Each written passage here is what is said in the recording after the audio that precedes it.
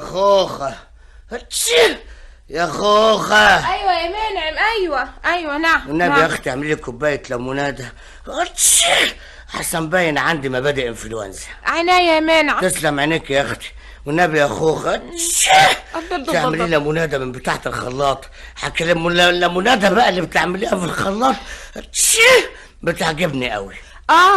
بس مفيش يا منعم. مفيش ليمون؟ لا في ليمون لكن مفيش. مفيش ايه؟ مفيش سكر؟ لا في سكر بس مفيش. مفيش ايه؟ مفيش ميه؟ لا في ميه بس مفيش. ايه اللي مفيش؟ ما دام فيه سكر وليمون وميه يبقى مفيش ايه؟ كوبايه؟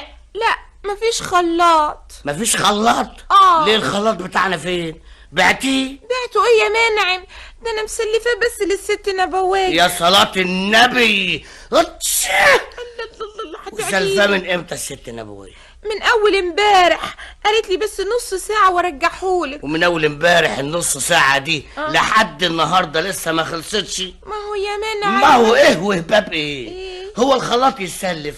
ده احنا لودنا نفسنا عشان نشتريه، تقومي حضرتك تسلفيه؟ ما هو لما جارتي تبقى عارفة اني انا عندي حاجة وتيجي تستلفها واخبيها عنها تبقى عيب يا منعم. ومش عيب بقى لما تقولك نص ساعة وتقعدوا عندها 3 ايام؟ طب واعمل ايه انا دلوقتي يا منعم؟ ما تعمليش، انا هخليها تنزله حالا.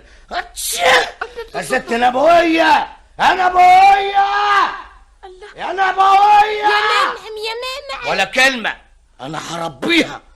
انتوا اللي سالفين الخلاط. يا نبوية يا منعم ما تزعقش كده. لا هزعق عشان اجرسها وسط العمارة.